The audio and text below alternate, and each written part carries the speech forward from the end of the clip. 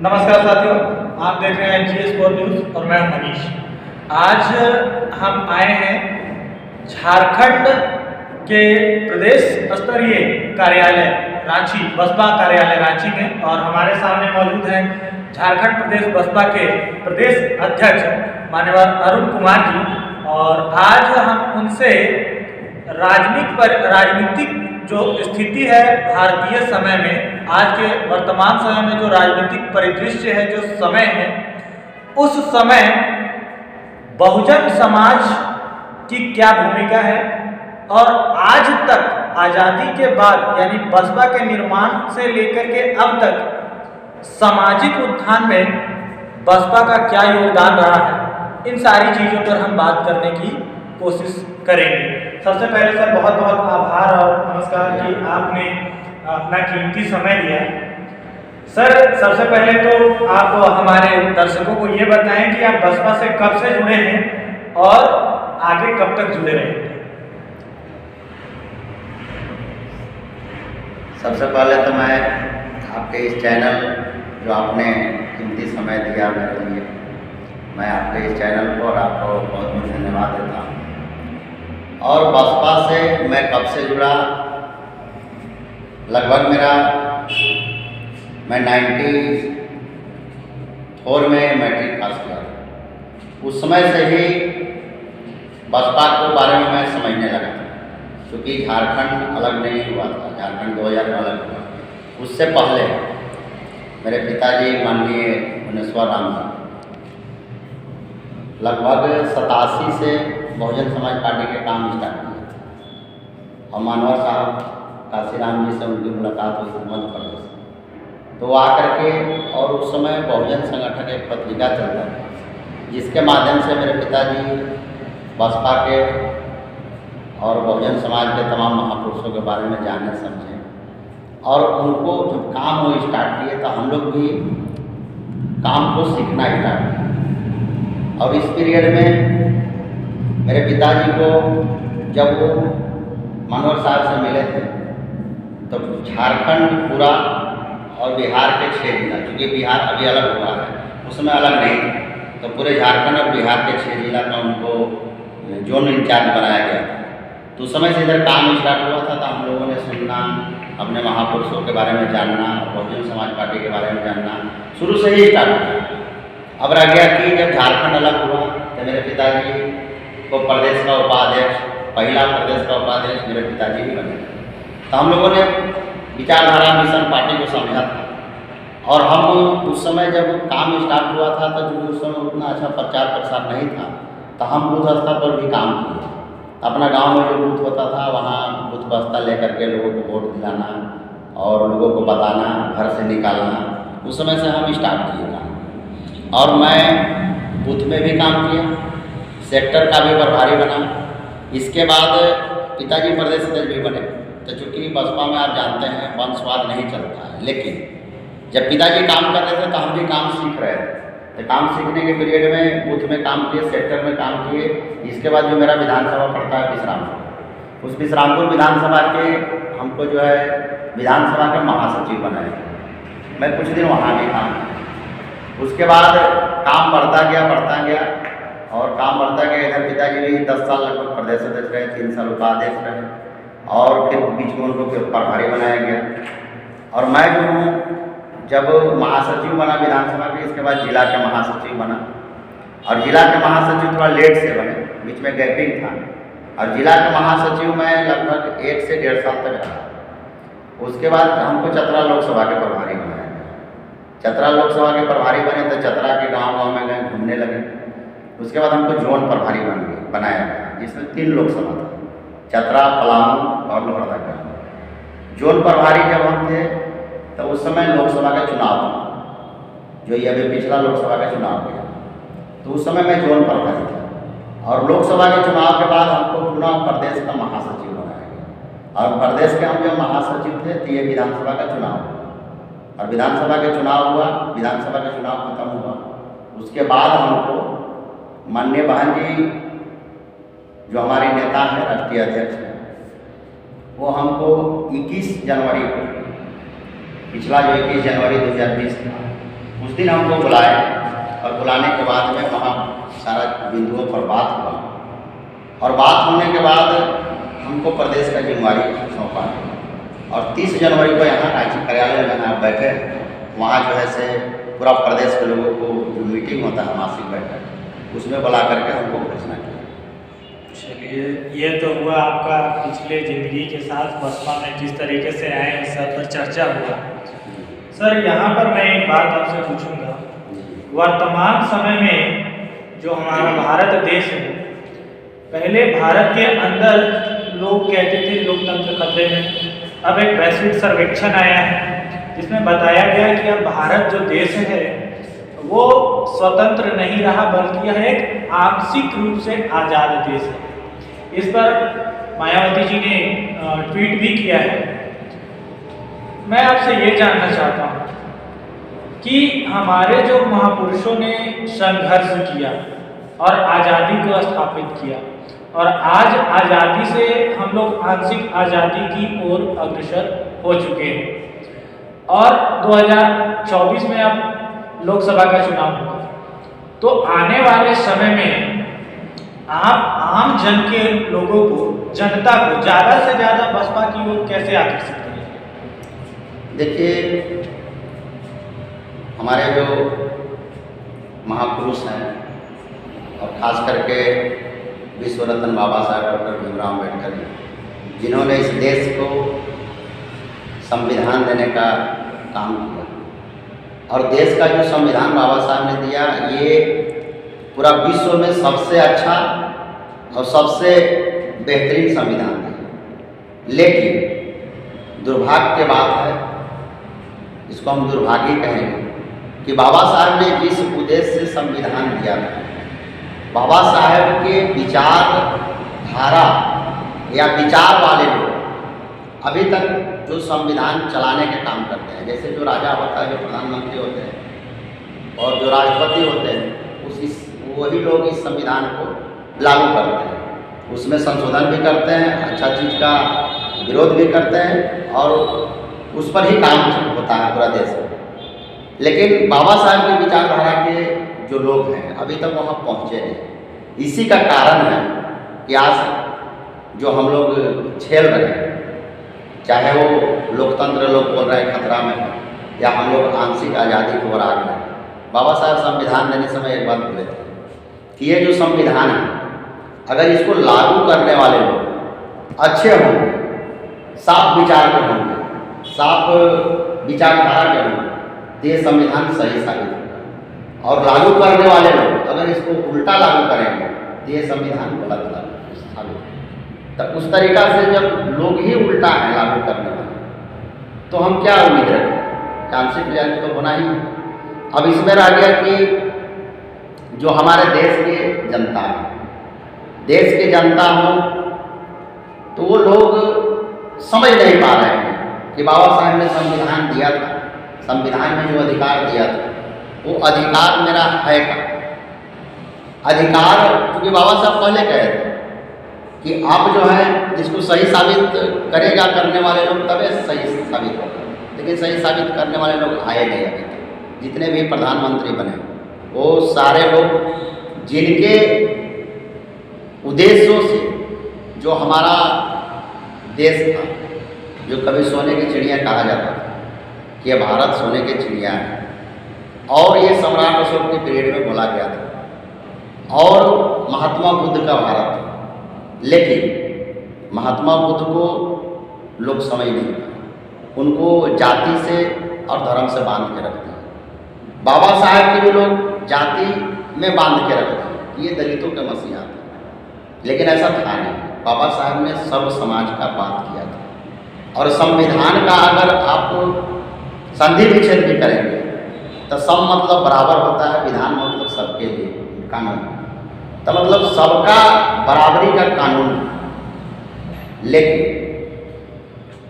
अब सबको बराबरी तो छोड़िए, यहाँ बराबरी किसी क्षेत्र में नहीं, अभी तक नहीं। चाहे वो राजनीतिक क्षेत्र में भी देखिएगा तो बाबा साहब के रिजर्वेशन से लोग तो चले जाते हैं लोकसभा में, विधानसभा में चले जाते हैं, लेकिन बाबा साहब चाहते क्या थे ये नहीं कर पाते। जैसे मेरा सर सवाल ये है कि वर्तमान परिदृश्य राजनीतिक सत्ता के लिए जरूरी है जन समर्थन, जी और जन समर्थन की अगर बात करें तो युवा शक्ति बहुत महत्वपूर्ण होता है। मेरा सीधा सा सवाल ये है कि आप आने वाले समय में ज़्यादा से ज़्यादा लोगों को और खास करके युवा वर्ग को बसपा के साथ जोड़ने के लिए क्या करेंगे? देखिए, पहले तो मैं आपको बताना चाहता हूँ कि मेरा उम्र 40 साल है। ये अभी जनवरी आया 20 तारीख को 41 साल। तो एक हिसाब से देखा जाए तो मैं भी युवा हूँ। और माननीय बहन जी जो हमारे राष्ट्रीय अध्यक्ष बहन कुमारी मायावती जी, वो साफ निर्देश दिए, हम लोगों का भी निर्देश है कि कोई भी कमेटी बनेगा, चाहे वो प्रदेश स्तर का हो, चाहे वो जिला स्तर का हो, चाहे वो विधानसभा स्तर का हो, चाहे सेक्टर का हो या बूथ का हो, 50% युवाओं का भागीदारी उसमें सुनिश्चित किया जाए। और अभी भी बहुजन समाज पार्टी के कई प्रदेश अध्यक्ष आप देखेंगे, जैसे झारखंड हो गया, बिहार में साढ़े विवेक जी हमारे बनाए गए हैं प्रदेश अध्यक्ष, उनका भी शादी भी नहीं हुआ, अभी होने वाला है। तो अधिकतर जगह माननीय बहन जी अब युवाओं को बात कर रहे हैं, युवाओं को मान सम्मान भी दे रहे हैं और युवाओं को प्रदेश के कमान तक दे रहे हैं।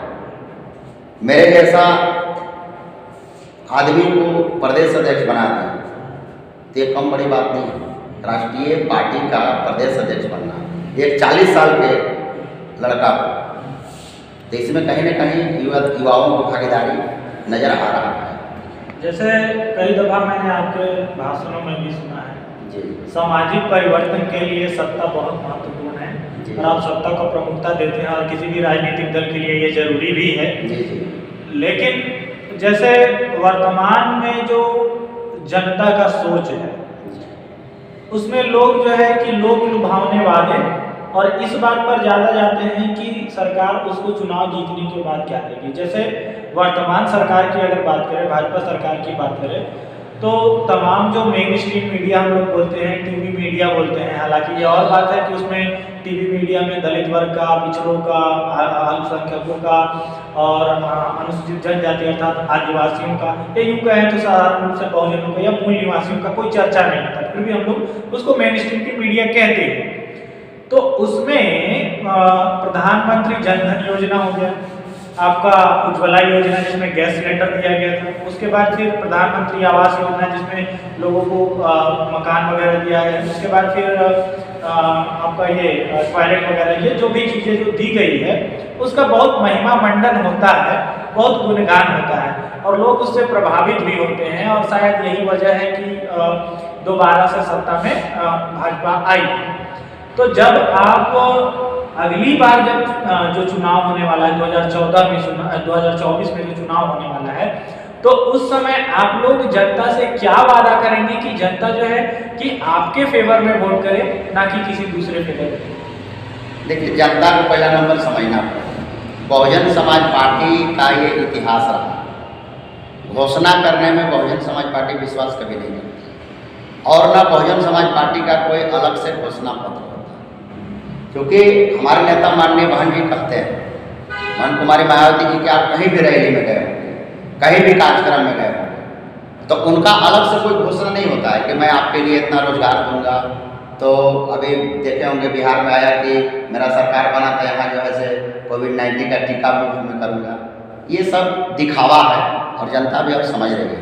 बहुजन समाज पार्टी का एक ही उद्देश्य है, जो बाबा साहेब का उद्देश्य था, जो महात्मा बुद्ध जी का उद्देश्य था, जो संत रविदास जी का उद्देश्य था, जो छत्रपति साहू जी का उद्देश्य था, मतलब जितना महापुरुषों का उद्देश्य था, जो बाबा साहब ने संविधान में समाहित किया और गरीबों को रोटी, कपड़ा, मकान, शिक्षा और सम्मान सबसे जरूरी है, लेकिन रोटी, कपड़ा, मकान भी जरूरी है। अब रह गया कि जो लोग चाहे शौचालय की बात करते हैं या तो आप जो बोले जनधन योजना, उज्ज्वला योजना, जो भी है, ये सारा चीज़ से समस्या का समाधान होने वाला नहीं है। और माननीय बहन कुमारी मायावती जी कहते हैं कि मैं ये सारा चीज़ पर विश्वास नहीं करती हूँ और मैं भी कहता हूँ कि ये सारा चीज़ आपको क्षणिक लाभ दे सकता है। आप देखे होंगे गांव-गांव में जाइए, शौचालय में देखिएगा तो उसमें फाटक नहीं, अब बिना फाटक के कोई आदमी कैसे शौचालय कर सकता है? पानी नहीं है, और जब हमको पानी लेके जाना ही है तो फिर हम शौचालय में क्यों जाएंगे? हम तो झारखंड में जंगली क्षेत्र है, झारखंड जंगल है, खुला में क्यों नहीं जाएंगे? और गांव में जाएंगे तब तो गंदगी फैलेगा, पहाड़ों से भरा हुआ झारखंड। जब पानी लेके ही जाना है तो अपना घर के बगल में ही क्यों जाएंगे? अच्छा से पानी नहीं डालेंगे तो गंदगी फैलेगी, और गंदगी फैलेगा तो बीमारी और ज़्यादा होगी। तब उसमें पानी नहीं है, उसमें जो फाटक नहीं है। अब रखिए जनधन योजना चाहे, और देखिए बीएसपी का साफ कहना है कि बीएसपी का अगर सरकार बना तो हम आपको रोजगार देंगे, रोजगार में नौकरी देंगे। अब नौकरी आपको देंगे तो आपको जो है जो प्रधानमंत्री आवास योजना बना तो वो आपको वहाँ के जो जेल कह लीजिए या तो वीडियो कह लीजिए, उनका जो ढांचा होगा उस मुताबिक आपको घर बनाना है। लेकिन आपको जब अगर रोजगार मिल जाए तो आप अगला के मन से क्यों घर बनाइएगा? आप अपने मन से घर बनाइएगा ना, आपके पास पैसा हो जाएगा, आप अपना स्तर से उसको जो है डायग्राम बनाइएगा, उसका जो है से नक्शा बनाइएगा, कैसे आपको घर में रहना है, कैसा घर में रहना है वो आप तय करिएगा। शौचालय अपने स्तर से आप बनाइएगा, और जो है गैस आपको 1 सिलेंडर रखना है कि 2 सिलेंडर रखना है ये आप तय करिएगा। तब बहुजन समाज पार्टी का साफ कहना है कि हम अगर शासन सत्ता में आते हैं तो आपको रोजगार देंगे।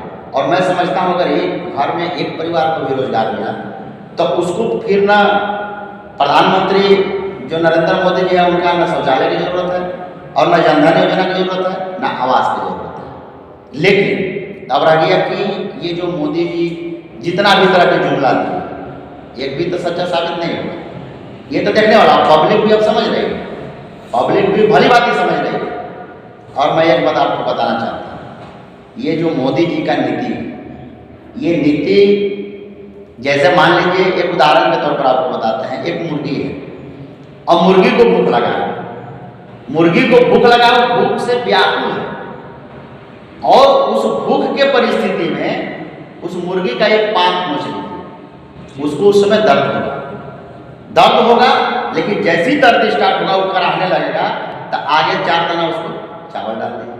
अब वो दर्द को भूल करके चावल पर ध्यान लगाएगा।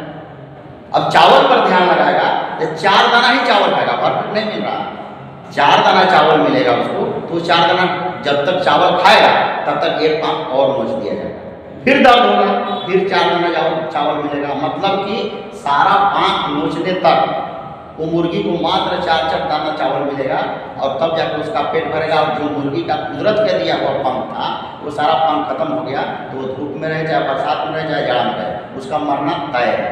सेम उसी प्रकार ये देश का जो प्रधानमंत्री है ये गरीबों को इतना भूखा रखना चाहते हैं, इतना सता रहे हैं कि वो अपना पेट के बारे में सोच रहा है, वो राजनीति नहीं समझ रहा है, वो नहीं समझ रहा है कि प्रधानमंत्री अब हमको वोट किसको देना है, प्रधानमंत्री किसको बनाना है, वो तो पेट के लिए व्याकुल है। इसलिए उसको पता नहीं चल रहा है कि यहाँ देश में हो क्या रहा है। लेकिन एहसास धीरे धीरे जनता को हो रहा है कि हमको शौचालय के नाम पर, हमको उज्ज्वला योजना के नाम पर, हमको जो है से आवास के नाम पर छला जा रहा है, मेरा रोजगार खत्म हो रहा है, देश का GDP डाउन हो रहा है। लेकिन ये जो पढ़े लिखे लोग हैं, समझदार लोग हैं, ये ज़्यादा समझ रहे हैं। लेकिन एक चीज़ मैं दुख के साथ कहना चाह रहा हूँ कि जो लोग समझ रहे हैं वो लोग गरीब लोगों को समझा नहीं पा रहे हैं। लेकिन एक बात और मैं आपसे बताना चाहता हूँ कि जो लोग आज सक्षम हैं, जो सर्विस में है, जो पढ़े लिखे हैं, जो नहीं समझा रहे हैं, वो लोग ही नरेंद्र मोदी जी के सरकार में ज़्यादा दुखी हैं। कैसे ज़्यादा दुखी हैं?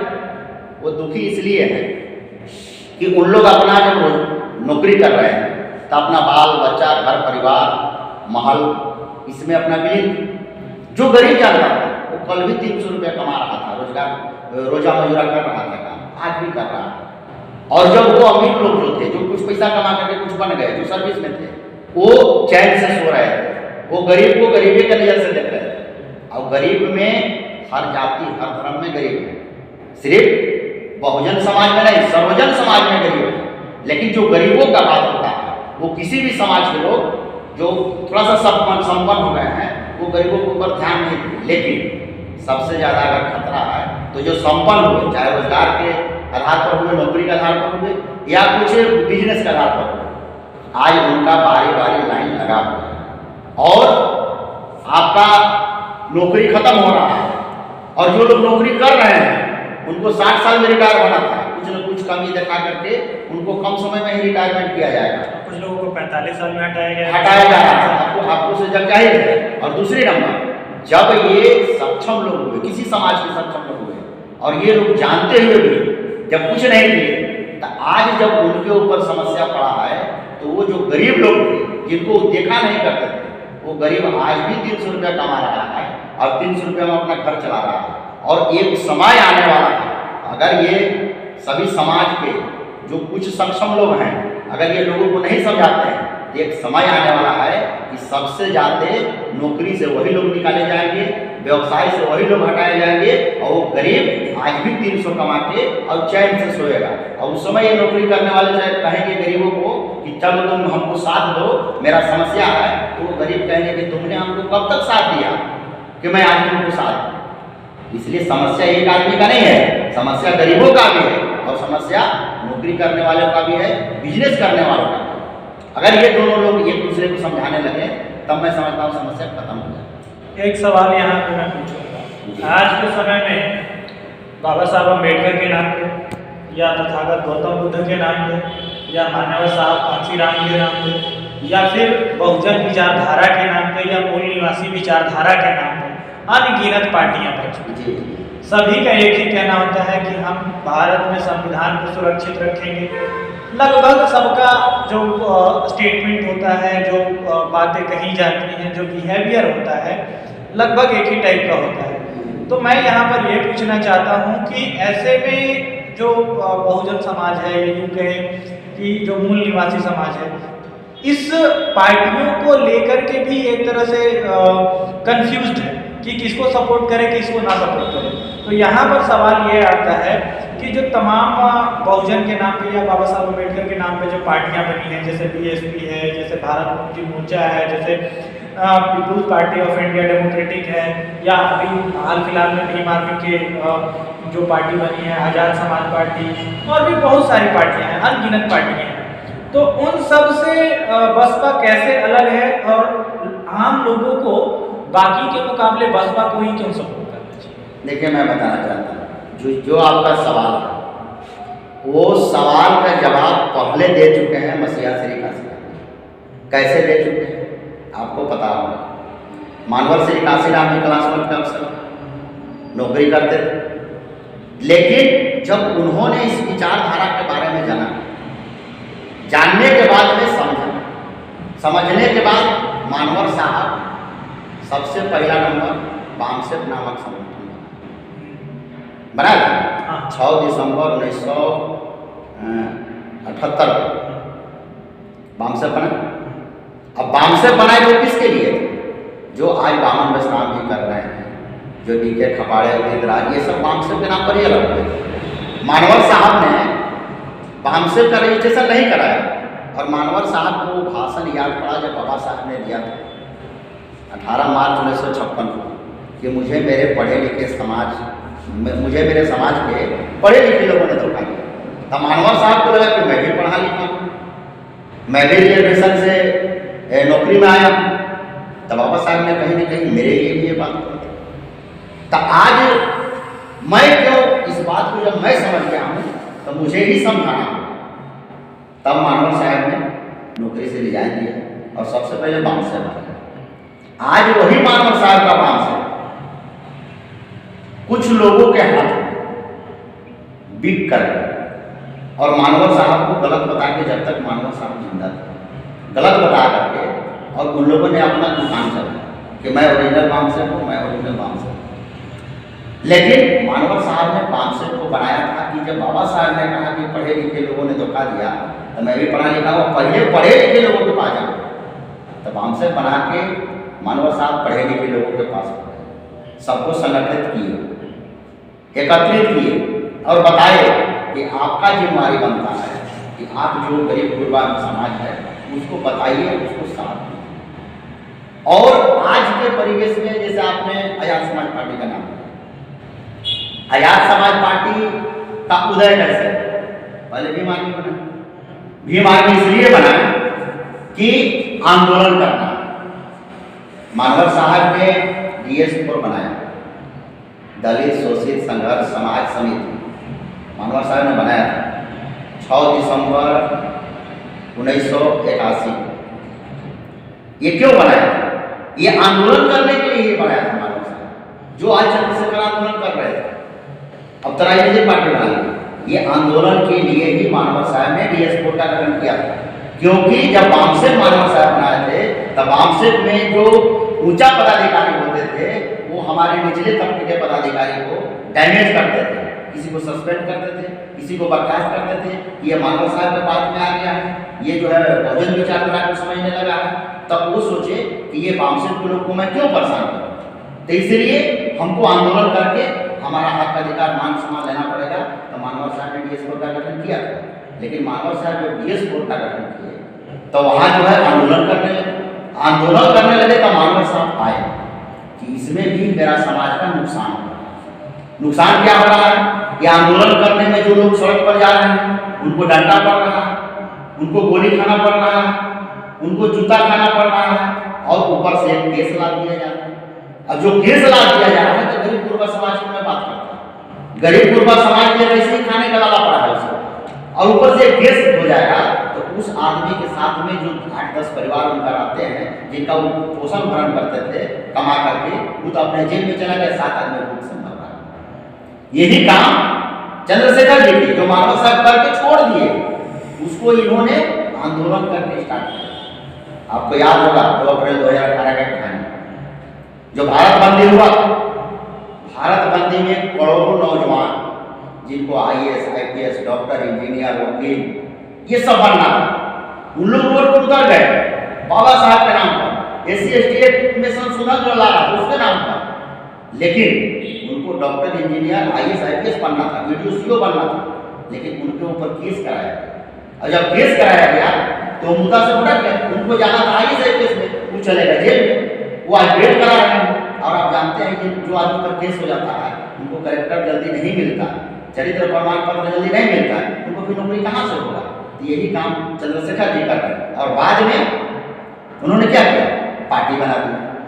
हमको एक बात बताइए, जब बाबा साहब का जो सोच है वही सोच को मानवर साहब आगे बढ़े, और सारे महापुरुषों की सोच को बाबा साहब ने संविधान में समाहित कर दिया, और वही बाबा साहब की सोच को लेकर के जब DS4 बनाया तो मानवर साहब ने देखा कि केस होने लगा, लोग परेशान होने लगे, तब मानवर साहब ने बुद्धि अपना लगाए और मानवर साहब फिर बाबा साहब को पढ़े और देखे कि बाबा साहब ने तो कहा था कि तुम्हारे जीवन में जितना तरह का समस्या है सबका समाधान एक है कि तुम लोकसभा पर कब्जा करो। तो लोकसभा पर कब्जा करने के लिए हमको रोड उतरने से कोई कब्जा होगा, फिर हम राजनीतिक पार्टी बनाना पड़ेगा। तब 14 अप्रैल 1984 को बहुजन समाज पार्टी का गठन किया। उसके बाद पार्टी का गठन किए तो सांसद विधायक जिताने लगे, कारवा आगे बढ़ता गया। फिर हम लोग जो मांगने वाले थे वो सदन में जाके मांगने लगे, तो कुछ लोगों का न्याय मिलने लगा। लेकिन आज क्या हो रहा है? जो आपने बोला कि महात्मा बुद्ध जी पर या बाबा साहब पर या मानव साहब के बात करके खुद पार्टी चल रहा है, ये सब सिर्फ जनता को हमारे ही लोग गुमराह कर रहे हैं। क्यों कर रहे हैं? किसी का इशारा। अच्छा, ये जो समस्या है इसका समाधान एक ही, यहाँ जितने नौजवान लोग चाहे जितने बुद्धिजीवी लोग, पहले तो इनको समझना पड़ेगा कि हमारा जो already party Bahujan Samaj party Bharat के 3रा नंबर के पार्टी बना हुआ और वो रन कर रहा है, काम कर रहा है, तो फिर हमको दूसरा पार्टी बनाने की क्या आवश्यकता है? दूसरे जगह जाने की क्या आवश्यकता है? अरे आपको जो बाबा साहब के विचार जो संविधान में दिए थे, समता, समानता, न्याय, मजबूता पर आधारित भारत का देश चले, तो बहुजन समाज पार्टी की तो उसी का बात करते हैं। क्यों नहीं हम सब मिलकर के बहुजन समाज पार्टी को सरकार बना देते हैं? आप जो कह रहे हैं कि हम बाबा साहब का भारत बनाएंगे, मानवर कांशीराम साहब का भारत बनाएंगे, माननीय बहन जी कौन भारत बनाना चाह रहे हैं? दूसरा भारत थोड़े बनाना चाह रहे हैं। अगर आप सच में बाबा साहब का हितैषी हैं, मानवर साहब का हितैषी हैं, तो आपको माननीय बहन जी को काम करना चाहिए। माननीय बहन जी को प्रधानमंत्री बना के देखिए, और माननीय बहन जी का उत्तर प्रदेश में पर 4 बार मुख्यमंत्री बने। माननीय बहन जी किनका काम किया? अच्छा, हम ये चीज़ आपसे पूछना चाहेंगे, जब आपने जिक्र किया जी, मैं ये कहूँगा कि उत्तर प्रदेश में 4 बार माननीय भाई मायावती जी मुख्यमंत्री के पद पर रहे। जी, आपको कैसे लगता है कि उत्तर प्रदेश के जो अनुसूचित जाति के लोग हैं, यानी पिछड़े वर्ग के लोग हैं और अल्पसंख्यक वर्ग के लोग हैं, ये यूँ कहें कि जो दबे पिछड़े लोग हैं, वो अन्य राज्यों की तुलना में कैसे बेहतर है? अगर वहाँ पे 4 बार सरकार बना है तो उनका जीवन स्तर अन्य राज्यों की तुलना में अच्छा होना चाहिए, लेकिन आमतौर पर देखा जाता है तो सबसे ज़्यादा उत्पीड़न के खबरें जो है कि उत्तर प्रदेश से ही आता है। देखिए, एक बात को आप समझिए, एक बात है कि जिस विचारधारा का राजा होता है उसी विचारधारा के लोग ताजा होते हैं। मेरा ये कहने का अर्थ है कि माननीय बहन जी का जब सरकार बना तब वहाँ के गरीब लोग, मैं किसी जाति धर्म का बात नहीं कर रहा हूँ, सच में जो गरीब लोग थे, चाहे वो स्वर्ण समाज में हो चाहे वो बहुजन समाज में हो, सभी गरीब लोगों को अगर मान सम्मान मिला, स्वाभिमान के साथ जिंदा रहा, तो बहन जी की सरकार में है। और अभी बहन जी का सरकार नहीं है।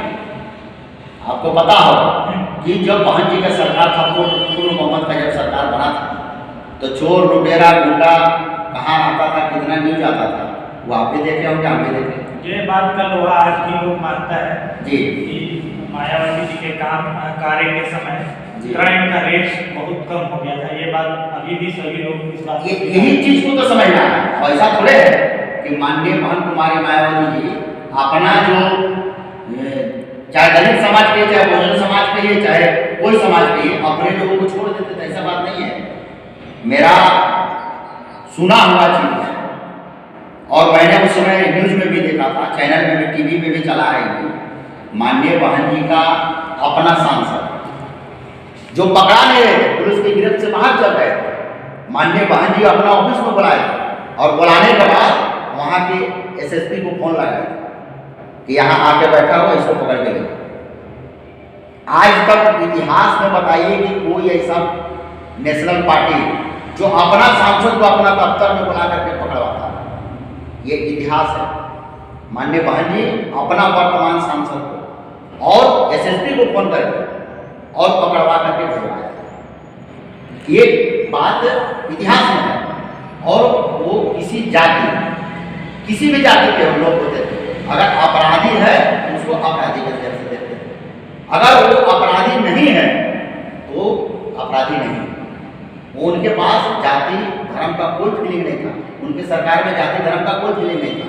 आपको याद होगा 2010 में यही राम मंदिर और अयोध्या में जो राम मंदिर का जो ये कोर्ट चल रहा था कैसे, माननीय बहन जी का सरकार आज का राम के नाम पर, धर्म के नाम पर कब यहाँ झगड़ा हो जाए, मारपीट हो जाए, इसका कोई गारंटी नहीं लेने वाला। लेकिन उस समय याद करिए 2010 में फैसला आने वाला था, माननीय बहन जी का सरकार था, हम लोग पूरा निगाह टिकाए हुए थे यूपी में कि आखिर कैसे होगा। माननीय बहन जी बोले कि कुछ नहीं होगा। वहाँ जो है प्राइमरी स्कूल नर्सरी से लेकर के सारे स्कूल खुला, कोई संस्थान बंद नहीं किया है और फैसला भी आया। अब एक आदमी के बाल तक बाका नहीं होता। और माननीय बहन जी जो वहाँ के शासन प्रशासन के लोग थे उनको तो स्टिक कर करके हुए थे। हमारा एक बहुजन समाज पार्टी में आप देखे होंगे BVF नाम का एक संगठन है, बहुजन वॉलंटियर फोर्स, उनको भी लगाया थे चौक चौराहे कि आप लोग भी सुरक्षा का ध्यान रखें। और सारे लोग सुरक्षा का ध्यान दिए और इतिहास रहा कि एक आदमी को वहाँ झड़प नहीं। लेकिन आज आप राम मंदिर के और बाबरी मस्जिद की बात करके देखिए आज क्या फीलिंग। ये माननीय बहन जी का जो कार्यकलाप रहा है इसको पूरा देश याद कर रहा है।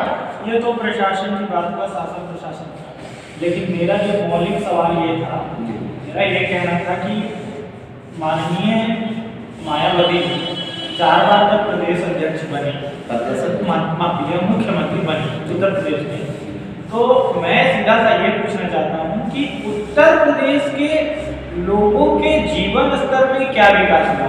सीधा सीधा ये पूछना चाहता हूँ कि क्या कोई 4 बार के कार्यकाल में एक ऐसा क्लास को डेवलप किया गया जो बिजनेस के सेक्टर में अपना पहचान बना पाया, या ठेकेदारी के सेक्टर में पहचान बना पाया, या मतलब कुछ अच्छा कर पाया बाकी राज्यों की तुलना में? क्या ऐसा कुछ हुआ उत्तर प्रदेश?